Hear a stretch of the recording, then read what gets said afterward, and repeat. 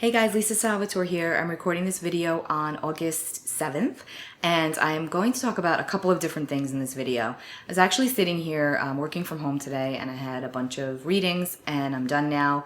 And as I was sitting here, the weather got really crappy pretty quickly, and it started to thunder. You can probably hear it rumbling in the background, although now it's getting sunny out again. So weird. But anyway, it inspired me to record this, so I apologize. Excuse what I look like. I'm extremely tired and didn't plan on doing this today. So anyway, first I want to mention on August 11th, we have a couple of things taking place that are going to definitely be felt on the energetic level. And obviously the more sensitive you are, the more you'll feel it. You've probably already been feeling some of it already. So first, Jupiter, our planet of abundance and growth and expansion, is going to station direct in Sagittarius on August the 11th, and that's going to be really good for us. And then on that same day, planet Uranus is going to station retrograde. So we've got one planet that's going forward, and then another one is going to go backwards, begin its backwards track through the skies. And that will be for 5 months. On that same day, we also have planet Mercury moving into Leo, which is going to feel really nice because Mercury has been in Cancer, as you know, and it retrograded back and forth a few times, and it definitely caused some emotional chaos and sensitivity and oversensitivity at times and a lot of communication blunders. So now it's going into Leo, and that's going to feel really nice because it's like a relief. Mercury really likes to be in Leo. In fact, a lot of our planets are in Leo at the moment, and Jupiter is going to be turning direct in its fellow fire sign of Sagittarius. Leo and Sag are both fire signs. So there's going to be like this burst of energy that we could feel, and like wanting to get off the ground running, like to really get things moving, to get things started, having like those inspirational flashes of insight that Uranus can be responsible for. When planet Uranus stations retrograde, it's like, Uranus rules over lightning, innovation, free thinking, creativity, independence, out of the box. It's not your norm. It's not the mainstream way. And, it's in the sign of Taurus, which rules over the second house in astrology. And Taurus is, a practical, grounded earth sign that's really all about, yes, there can be change, but it has to be methodical and slow and planned out. But with Uranus there, it's like, I'm sorry, I can't say that without smiling because I'm such a child. But I've been taught two different ways, and astrologers say it one way or the other. Sometimes they mix it up. So I tend to mix it up. So anyway, I apologize. But what was I even saying? Uranus rules over creativity, innovation, free thinking, independence. Albert Einstein was very Uranian, okay? Just to give you some insight into how Uranian energy works. It's the mind. It's very eccentric. It does not follow rules. And it's known to be very intuitive, but like brilliantly intuitive. So with Jupiter stationing direct in Leo on that same day that Uranus is going to be, I'm sorry, I can't talk today and I apologize, but I have so much I want to say. Uranus will be stationing retrograde in Taurus on that same day. You could literally get like those flashes of like complete inspiration, those intuitive bops over the head where you're like, oh, wow, I finally get it. All these months I've been, drowning myself or thinking of this and thinking that it was this way. And now all of a sudden it's just come to me that it's really this way. And a lot of these insights, by the way, do come in through dreams. I know I say that a lot and I'm so annoying about the dream journals, but it really is important because there's so many things that we don't realize. When we dream, it's our subconscious trying to work things out. That's all that it is. It's not random. Even though the dreams can be really weird and not make sense, and even though the people that are in them may not be representative of the people they should be in real life, and sometimes they are, it's interchangeable, but it always means something. So you really want to try to keep a dream journal if you remember it, and keep it next to your bed, because oftentimes we'll wake up and be like, whoa, that was crazy, I got to remember that, and then we forget. So it's important. So do that, because a lot of the insight could come in that way, but it's important, especially if you're working on projects that have to do with, creativity and writing. This is awesome because it's like you're going to get that push. I do know from all of the people that I work with that the months of June, July, and even so far leading up to now have felt like being held back a little bit, like nothing's really pushing forward. People are in a holding pattern in several different areas, but it is going to start to move forward again for most people. And again, depending on what you've got going on, everyone is different. So take what I say with a grain of salt, and if it resonates with you, great. And like always say, if it doesn't, just throw it out. But, a lot of things could be coming into your awareness that previously seemed like they weren't going to, or something could be revisited, a circumstance, a person, a situation, a job could come back up that you thought you were not going to get. And then all of a sudden it frees itself back up and it could be yours again. The timing is now right for that venture to happen. So it's important to pay close attention to everything and anything that's coming up. And I always say, when you're out and about in your daily life, all of us, when we're out and about in our daily life, it's really, really hard to stay present and stay conscious of everything going on because there's so much, right? There's so much going on externally. It's kind of hard to really stop and tune in onto what's going on internally. But if you can do that, I even suggest like 5 minutes a day, literally 5 minutes a day, go to a quiet space in your home or at your work, wherever, and just like put on your headphones and pop in like a 5 minute, it could be running water, it could be a meditation, anything that can kind of just put you into your body so that you can feel and get those insights, because they're within all of us. Our intuition is super duper strong for everybody. Obviously, some people are more tapped in than others, but we all do have it, and the answers are within us. So this is a great time.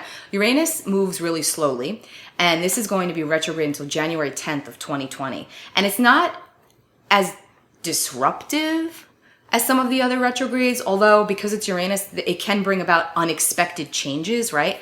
But it will always leave you better than you're found. The dust will always settle, and there will always be something like a bright side that comes out of it, even if the change it brings in is chaotic at the time. Now, because it is in Taurus, and Taurus rules over the second house of finances and our self-worth and love, Venus rules love, right? So it's the Venus house, the second house. So, I'm sorry, because Venus rules Taurus, not to be confusing, but Venus rules Taurus, which rules the second house. So it's about self-worth, finances, and all of that, and Uranus is in that sign. So that could be where those changes come in. So for example, your financial situation. Perhaps you feel like you're very comfortable financially, but you may start to realize during this retrograde, okay, I'm comfortable financially, but I'm not really comfortable emotionally. And what can I do to change that? And you may get that answer. So over that 5-month time span. So it could come in really slowly, or it could come in like boom, like a Uranian, shock wave, where you realize it by an outside influence or an outside source. It could also not be chaotic or disruptive at all. You could just go real slow and realize something, and there's your liberation. Uranus is liberating. It's the planet of liberation.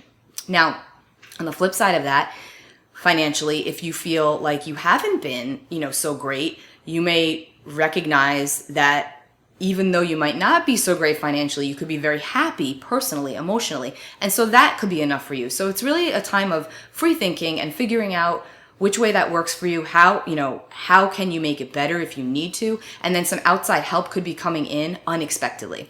But it's always going to be for the greater good, so remember that. This retrograde, I feel personally, is going to be a really good thing. I think there's going to be a lot of positive breakthroughs with this Jupiter, and I would say even like this 2-week time span from now basically through like the 27th, 28th of August.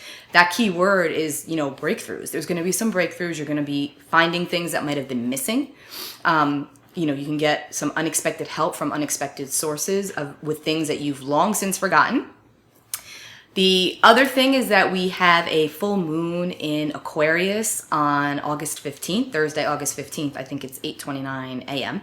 We have a full moon in the sign of Aquarius. Aquarius is ruled by Uranus, and, that's the ruling planet of Aquarius. So Uranus rules over this full moon, and full moons are a time when the moon is opposite the sun, right? So it highlights the opposing forces in our lives, both emotionally, physically, and also spiritually.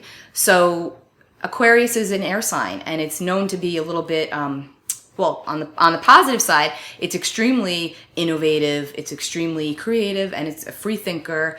But on the shadow side of Aquarius, they can be detached, which can be a good thing. Detached, perhaps illogical and cold, right?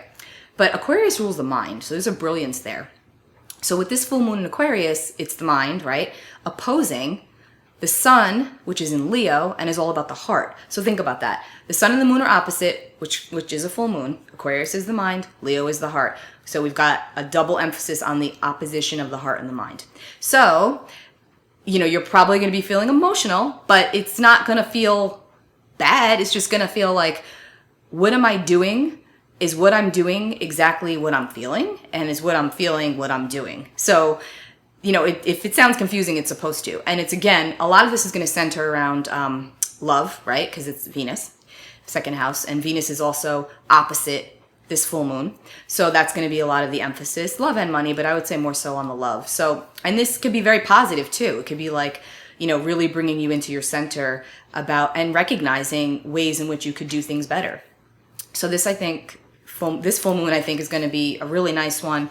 The rest of August actually feels like things are moving forward. We're pressing the reset button and we're going to see things start to go. And then this is great because as a lot of the planets are in fire or in Leo, and then we go into Virgo season, which again, Virgo is Earth, and it's always a time to really get things moving with a plan and be organized and efficient. So we've got a nice stretch of time here. So use it wisely, get yourself, organized if you feel like you've been disorganized, because I know the last 8 weeks have been very, frenetic, but they're calming down now. So I also pulled a card from my animal spirit deck that I used the last time because I got a lot of questions about that deck, and I love this deck. So the card that I pulled is the Crow Spirit, and it says co-create with spirit. Okay. So I'll just read you real quick the brief description. So the oracle message: as you look around you, can you sense the magic that pulses through the world? Have you witnessed how every thought can become a thing? How every intention can call the universe into action as the sacred laws shape what you experience? The universe works in perfect order. When you align your thoughts, feelings, and beliefs with spirit, you will want to crow with delight, feeling the excitement and wonder of being in harmony with something much larger than yourself. Crow Spirit says you are right on target now to see your dreams magically come into being in the visible world. The laws of abundance, compensation, frequency, and praise are operating in your favor now. Remember to be grateful and praise what is yours, even if it is still coalescing into form, still residing in the realms of co-creation. No matter what area of your life you're concerned with now, what you hope for is on its way, for Spirit is your co-creation partner. So I always find it so fascinating how the card will always basically dictate the same message, but in a totally different way. That's all about trusting your intuition, going within, knowing that there's a force greater than us, and that things will come to fruition with determination and surrender. Surrender is a key, because when we focus so tightly, intently, and hold on tightly to things, it's like we're trying to control it. And when we try to control it, there's no room for growth or advancement, because we're like, we're attached to the outcome. But when you surrender and you pull back and you just go within and work on what you can control, that is when beauty manifests. So try to do that during the next couple of weeks, and you'll probably be amazed at what does come through for you.